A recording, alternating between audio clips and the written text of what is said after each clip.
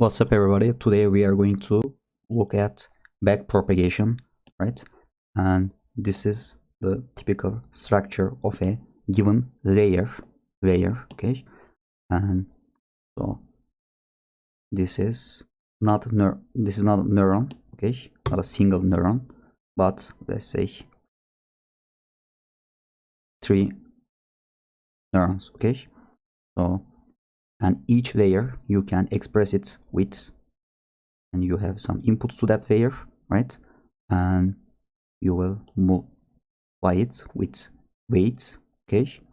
And this will be a matrix, by the way, okay? And let's call it X input to that layer, okay? And you will add bias term. For example, this is a vector, okay? And what kind of vector it is? It is 3-dimensional vector, because 1, 2, 3. We have in this layer we have 3 neurons, so we have 3 bias terms corresponding to each layer. Sorry, each neuron that's in the located in that layer. Okay, so and this is a matrix. What kind of matrix? Let's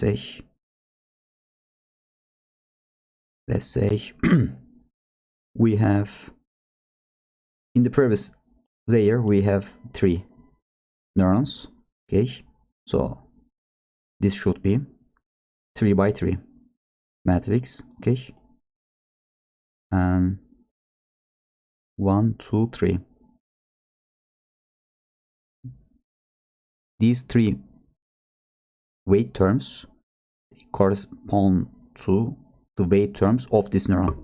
Okay, so maybe I should get another color. Okay, all right. These 3 corresponds to that neuron. Okay, and then second 3 weight terms located in that 3 by 3 matrix. They correspond to the weight terms of the second neuron located in that layer. Okay, and so on. This is like third, and this is the third neuron in that layer. Okay, so I am planning to make this short video, right? This will be about the backpropagation idea, and I wanna explore the idea by using a couple of simple examples, simple but informative. Okay, so again, this is layer. Okay, and as you can imagine, in each layer you have like weight and bias terms, and also since you have Z and A terms, you need to have Z and A terms as properties. Okay, we are imagining we are going to create or define layer and construct as a like object-oriented programming, right? As an object which has some properties, right? And now we are talking about those properties and or fields. Okay, and this is sigma. And it basically represents the activation function. For example, we have value, right? Value activation, or maybe this is X. Let's call it. This is value function is this. Okay, and we have also like sigmoid function. Okay, what is that? This is 1 over 1 plus e to the minus x. Okay, and all right, so maybe you wanna employ like this type of activation, just scale it or something. Okay, all right, so you would like to store that activation function. Okay, and on top of that, those 3 terms, they are really important, right? And I call it grad A, when I say grad A, I mean derivative of loss, and in a moment we are going to talk about loss and or cost, we can say it like that as well. Derivative of, I should zoom in a little, okay, derivative of loss with respect to a of that layer, okay. All right, and the same idea goes for the z term as well. I call it grad z, okay. When I say grad z, I mean grad something, I mean derivative of loss with respect to that something, and that something will be a property of a given layer, okay. Again, we have weight, right, and those two will be really important, and they will be employed in update and update stage of the training part of this whole thing, okay. And again, grad w means derivative of loss with respect to weight, okay. And same thing, this is bias term, okay, this was weight and this is bias term, right, okay. So I should clean it a little, right. And again, gradient b, right, this means derivative of loss with respect to b, okay. So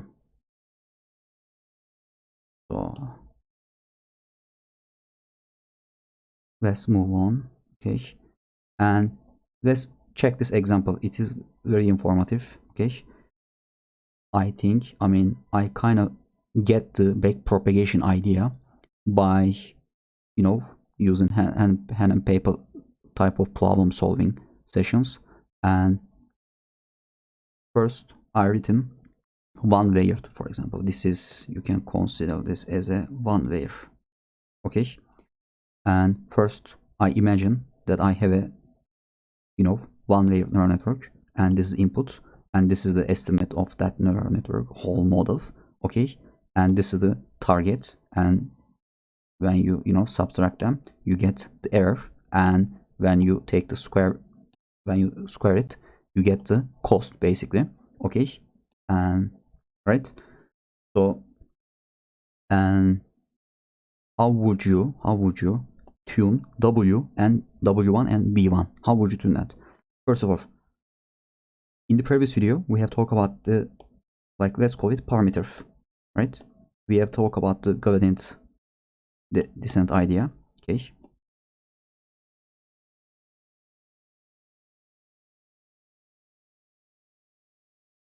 By using gradient descent idea, you will tune those two parameters, w and b, all right. And instead of thetas, you can imagine putting w, right, w, right, and b as well, okay. So by using this idea, you will update your weight and bias or parameters of your model, okay. And again, this is the gradient descent idea, okay. We'll talk about this. So, but what is important is to be able to construct those gradient terms, right. They are the key to training or tuning your model. All right, let's look at this. So what do we want? We want the derivative of j. I used to call it j to mean, to represent cost, but let's call it L. L stands for kind of loss, okay. Loss or cost, they kind of mean same thing in that context, okay. And this is w1, okay. This is very important. We need to determine this. All right, let's look at this. Okay, this is not a hard problem, right. We can do this, okay. So this is, maybe I should clean this. All right, this is f, all right, and this is w, all right. We are going to let me delete that, okay. We are going to take the derivative of L with respect to w1, okay. Just, we can just follow those signal lines, okay, signal points. here this is first point, and then this is second point, and then this is, and I call it y hat, and I call it a1 for pedagogical purposes, just to make it kinda, simpler. Okay, and this is z1, right? And if you're really into that, you can also name it like q1 or something, but I don't recommend it, right? Okay, because the connection or the relationship between z1 and w1 is simple. Okay, it is something that we can handle. All right, so let's follow those points first for pedagogical purposes, right?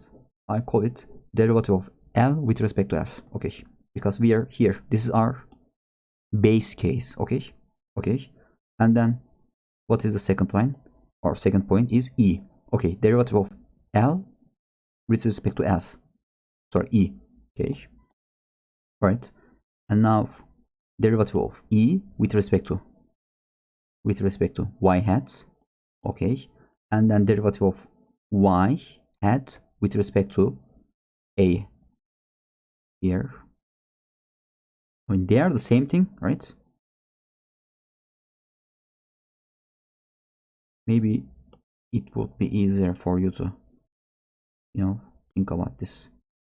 This is like a1, but since this is the output of a whole model, maybe we would like to, name it, give a name, right? Like output of the neuron, because output of this layer and output of this whole model, they kind of coincide, right? That's why there's some type of redundancy, right? Derivative of y hat with respect to a1. Okay, here we can see that, and then derivative of a1 with respect to z1. Okay, here, and derivative of z1 with respect to w1. Okay, and at this point, just to make things easier, let's write it z1 equals w1 times x plus b. Okay, and just we want to calculate this, right? Okay, derivative of z1 with respect to w1, and let's explicitly write down z1 w1 times x plus b, right? Derivative of this term with respect to w1. Okay, what is that? This is x transpose. Okay, here, and we can also, see the explicit expressions corresponding to the partial derivatives we have. Okay, so right, this was example one. We just, look at and computed the analytical expressions of gradient terms and gradient w, right? We computed. Okay, let's move on, and let's look at the two-dimensional, two-layered neural network.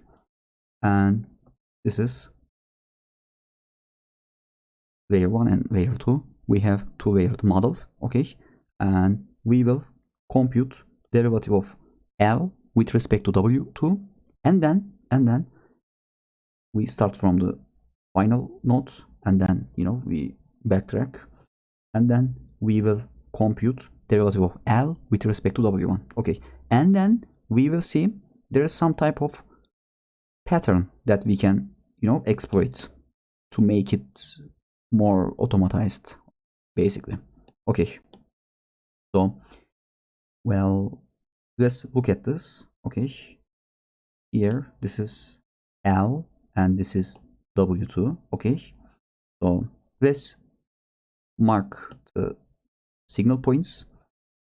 This is L, all right, and this is E, right? This is Y hat, this is A2, this is Z2, right? And this is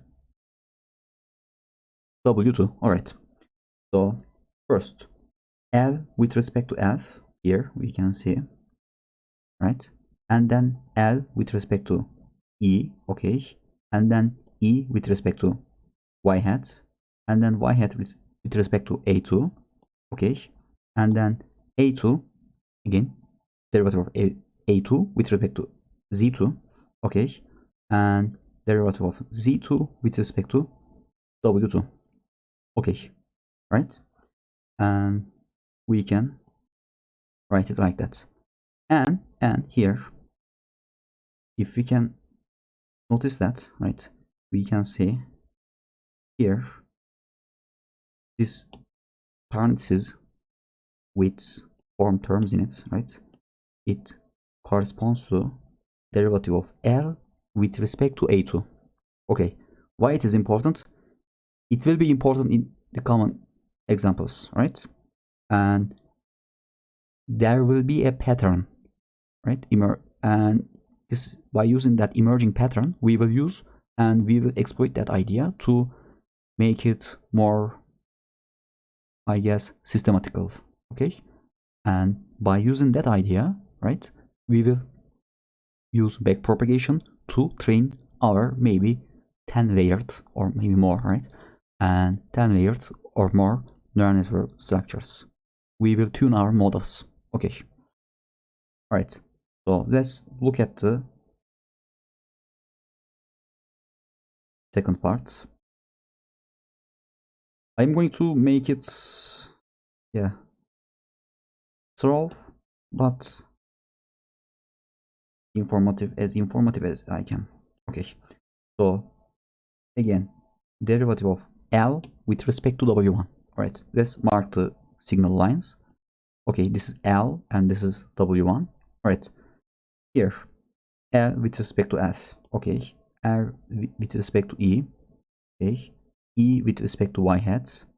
Here, Y hat with respect to A2. Okay, A2 with respect to Z2, right? And here, Z2 with respect to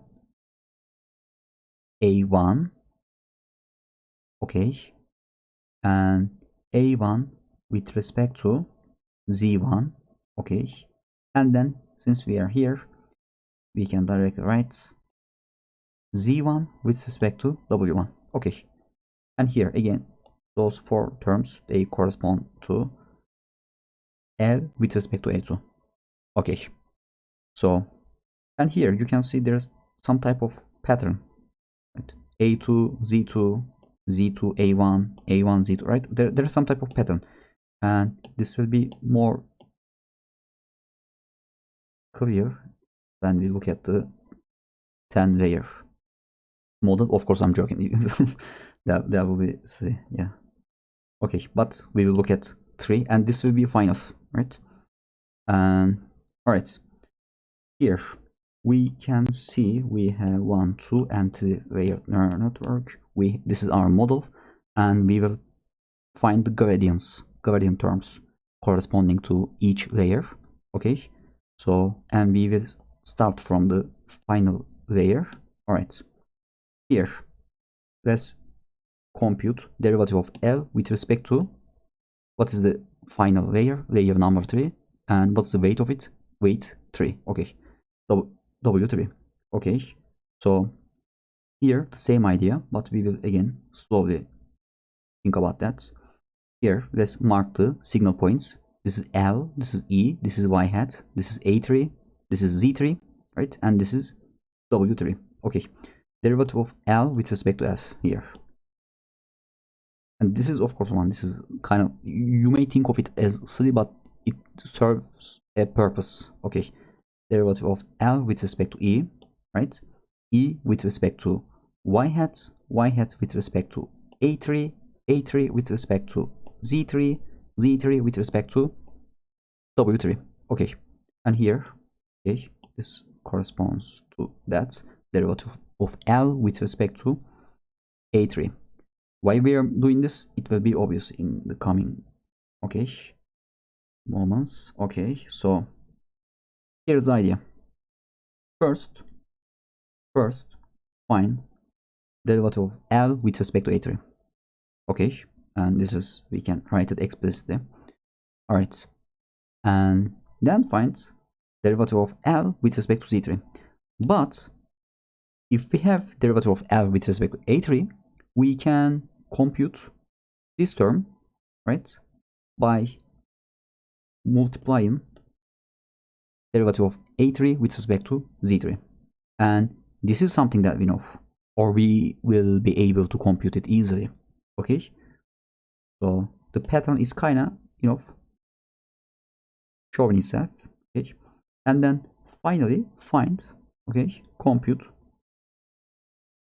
derivative of loss with respect to V3, and of course this is what we are after, right? All in all, and here this is the equation, right? And here maybe I should, okay, here if you look at this is something that we computed, okay, and also this comes from that, okay, and this equation, right? All right, so step by step we can, by backtracking, by backpropagating those gradient terms, we will be able to compute like gradient W3, for example, right? And when I say gradient W3, I mean derivative of L with respect to W3. Okay, you can call it grad W3, for example, maybe for programming purposes. Okay, so let's look at, we just computed derivative of L with respect to W3, and now we will look at W3, W2, sorry. So we will compute derivative of L with respect to W2. Okay, so again, let's mark the signal lines. Okay, here this is L, this is E, this is Y hat, this is A3, this is Z3, and this is A2, and this is Z2. Okay, so if we, let's, look at this. Okay, L with respect to F. Okay, L with respect to E. Okay, E with respect to Y hat. Okay, Y hat with respect to A3, A3 with respect to Z3, and Z3 with respect to A2, A2 with respect to Z2, Z2 with, respect to W2. Now it's over. Okay, so again here this corresponds to this, right? And here you can see A3, Z3, A2, and Z2. Okay, it almost like A1, Z1, right? A I minus 1 and Z I minus 1 type of pattern is, showing itself. Okay, so let's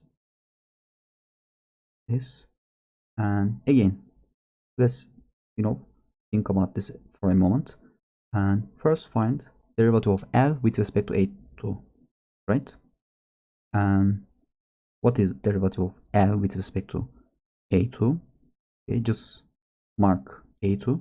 Okay, this is it. Okay, and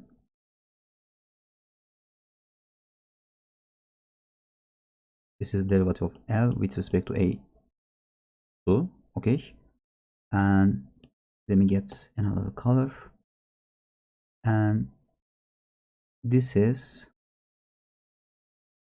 derivative of L with respect to Z3. Okay, so here basically first compute this. How do you compute that?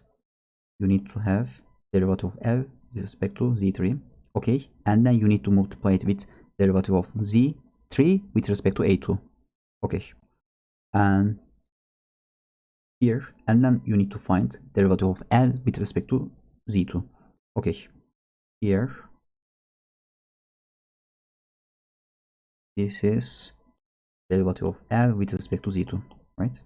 And how do we compute that? We need to have this blue term. What is that blue term? Derivative of L with respect to A2. Okay, derivative of L with respect to A2, and then we need to multiply it with derivative of a2 with respect to z2. Okay, right. And then finally find derivative of L with respect to w2. Okay, here derivative of L with respect to w2. Okay, how would you compute that? You need to have this term. What is that term? Derivative of L with respect to z2. Okay, and then you need to multiply it with derivative of z2 with respect to w2. Okay, and some of those terms are really like simple, right? We can analytically compute what they are. Okay, now we will look at derivative of L with respect to w1. Okay, and let's mark the signal points L, E, Y hat, A3, Z3, A2, Z2, A1, Z1, and W1. Okay, so here R with respect to F, R with respect to E, E with respect to Y hat with respect to A3, A3 with respect to Z3, Z3 with respect to A2, A2 with respect to Z2, Z2 with respect to A1, A1 with respect to Z1, and Z1 finally with respect to W1. Okay, so again we need to find the derivative of L with respect to A1. Okay, here this is, where is it? Yeah, here Z2. Okay, this is derivative of L with respect to Z2. Okay, and then here this is derivative of Z2 with respect to A1. Okay, and basically this is derivative of L with respect to A1. Okay, and then this is derivative of L with respect to Z1. Okay, and then this is derivative of L with respect to W1. Okay, here we can see to obtain derivative of L with respect to Z1, right? Here, this is it. We need to have this term L with respect to A1, and then we need to multiply it with this term, which is A1 with respect to Z1. Okay, and then derivative of L with respect to W1, which is the like outer shelf, and we need to have with derivative of L with respect to Z1, right? And we need to multiply it with, maybe I should mark it like that. We need to multiply it with derivative of Z1 with respect to W1. Okay, so this is the process basically. Okay, how do we automatize this? If you kind of look at the structure, for example, right? So let's look at the structure. We almost always have like derivative of F with respect to, let's call it AI. Okay, and derivative of L with respect to Z I plus 1. Okay, this is 1 and this is 2. Okay, and if you look at, for example, this is for layer 1, and if you look at layer 2 and layer 3, you can see that pattern, right, repeating itself. And again, derivative of Z sub I plus 1, and then okay, with respect to A sub I. Okay, and the same thing also, right, derivative of L with respect to Zi, and this is L with respect to AI. Okay, let's look at the indices.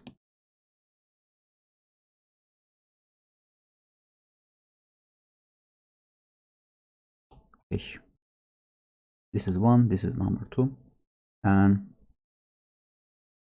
let's do this for this identity, right? Okay, here derivative of L with respect to Zi, okay, times derivative of zi with respect to wi. Okay, so this will be our third term. So remember, we need to have for each layer we need to be able to compute a, and then z, and then w, and then b. Okay, we need to be able to compute those four terms. We will use those two terms, but those two terms will be computed by using like with derivative of L with respect to A and derivative of L with respect to Z terms. Okay, so this is the idea. Okay, so we can here we can see the main pattern, right? Here find first, like in the previous cases we look at and loss with respect to AI. Okay, and you need to compute that terms. However, if you look at that derivative of I plus 1 with respect to AI is, sorry, derivative of zi plus 1 with respect to AI is this term. Okay, why, you might ask? Because you have an input. Okay, this is wi. Okay, and add di, and then you have activation. This is zi, and this is AI. Okay, so this is, let's go change the indices. Okay, here this is AI. Okay, and we have another like activation term, and we have zi, and then dot dot dot, the process continues. What we want to be able to compute is, I'm looking at my notes here. Okay, derivative of zi plus 1 with respect to AI. Okay, so let's write the equation, right? Let's not make things complicated. And input to that layer. Okay, plus bi plus 1. Okay, you understand the connection, right? The relation between AI and zi plus 1. Okay, so what is the, okay, what is this gradient term? So let's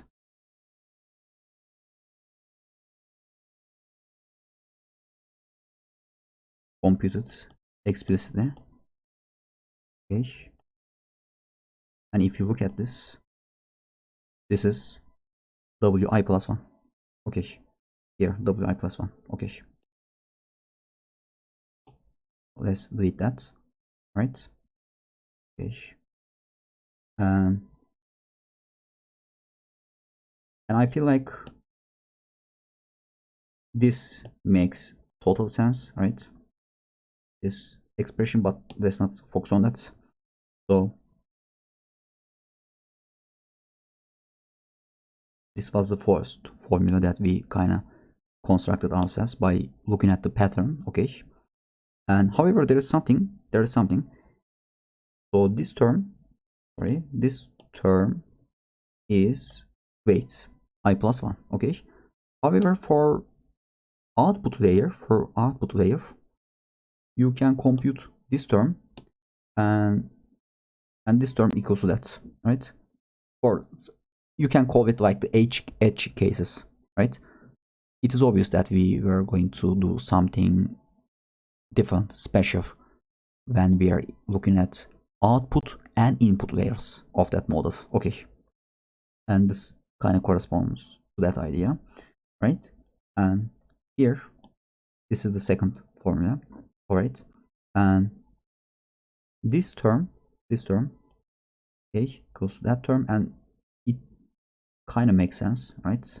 Why there is, okay. And here, this is the final thing, derivative of L with respect to Wi, okay. And again, this is the identity that we constructed. And let's look at this y to see why that equals to I minus 1, okay. So let's look at that. Let me delete some things, right? And let me delete those terms as well. Okay, let me change the indices. Wait a sec, what was just I, right? Okay, right. And this should be minus 1. Okay, what is 1 sec? Right, I'm looking at this, and what we need to have is z with respect to w. Okay, so let's delete that. Z I with respect to wi. Okay, so let's write it. Zi wi times ai minus 1, right, plus bi. Okay, derivative of z, right? So we want to have this term, and z is this. So let's write it explicitly. Okay, what is that? Equals to I minus 1. So that kind of makes sense. Okay, right, this is it. And however, when you are in first layoff, when you are looking at first layoff, and that term, first of all, that term indicates the input to that layer. And question, what is the input to the first layer of your model? And this is the input to the whole model, and which is, we define it as x, right? We have x, and we have some layers, and we have output layer, right? And then we have y hat, okay, right? So that's why the difference here.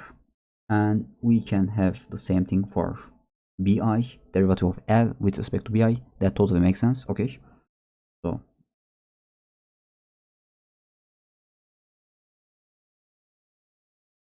once you have derivative of L with respect to zi, right, you can compute it like that. Why, you might ask, as zi equals wi times, input to that layer, a plus bi. And so and we want to compute this term, okay. And so let's write it explicitly, okay. What is that? I mean, this is just 1, right? The coefficient of it, bi, is 1, okay. So, and let me zoom out a little. Okay, let me delete all that, and to talk about some type of programming aspect of that. I am imagining that you will use MATLAB or something like that, and this is step 1, okay. So step 1, and you can basically write this equation and iterate it by using that expression. Basically, this is like pseudocode, okay. Here, this means ai, okay, derivative of r with respect to ai, okay. This means that, okay. And we have derivative of l with respect to z I plus 1, okay. So I plus 1, so we mean the next layer, I plus 1 here, and of gradient, right? Gradient z of that layer, okay, and times again, sorry, what is that? Weight, the weight of the next layer, okay. So the weight layer dot weight, okay, and here let's delete that. Let's delete that. Here, this is step 2. This is step 2. Here we can see derivative of L with respect to zi, and which kind of means in our dictionary grad z of the layer I. Okay. Where array I dot grad z. Okay. And here, this is what does it mean? It means grad A of the ith layer, right? Okay. Layer I dot grad A. Okay. It makes sense. And here, since we will use the structure, right, this term is this, okay. Of course, I'm omitting the edge cases for these like pseudocode expressions, okay. And here, what does it mean? I am also assuming that we will kind of store for each layer, we will have a field called activation function, and then activation function dot, like the derivative of activation function with respect to its input, okay. Here, what is that? Sigma dot of zi, okay. Again, I'm assuming that we will have that function stored in that layer, okay. All right, and then this is this basically means zi, okay. So this is step 2. So finally, let's look at the step 3 operation.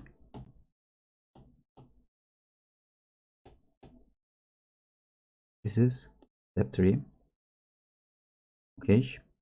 And here, what does it mean? It means grad w of ith layer, okay. Here we can see that layer I dot grad w, okay.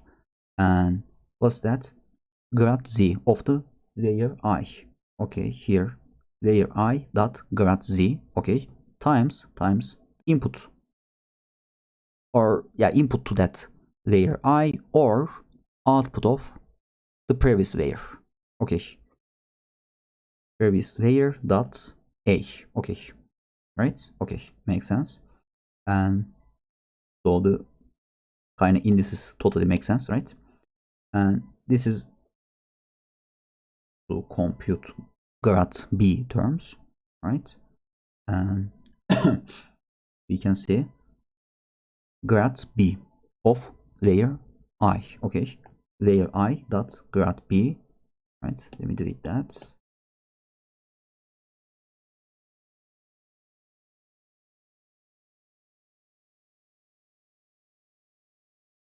Okay, grad b, right? And this is grad z of layer I dot grad z, okay. And this is 1.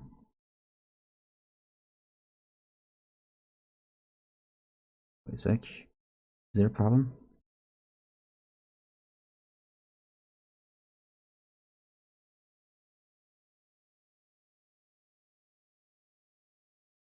Okay, you can see there is a mistake, right? I made a terrible mistake. This, you can just, it's like,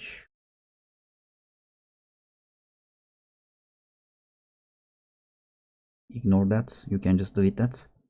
Okay, so make it like that. Okay. So this is the correct expression. Okay. All right. Again, let's look at that. This is step 3, and grad b we are after. Okay.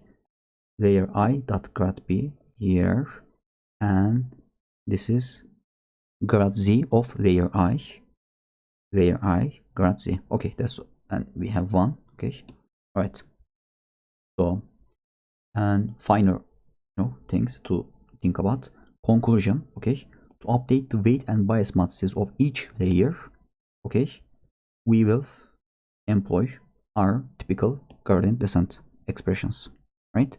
And in the coming days, we will talk more about how to efficiently code that, backpropagation, neural network, etc. We will talk more about that. Okay, so I'm looking at my notes, and that's all for today. And thanks for watching.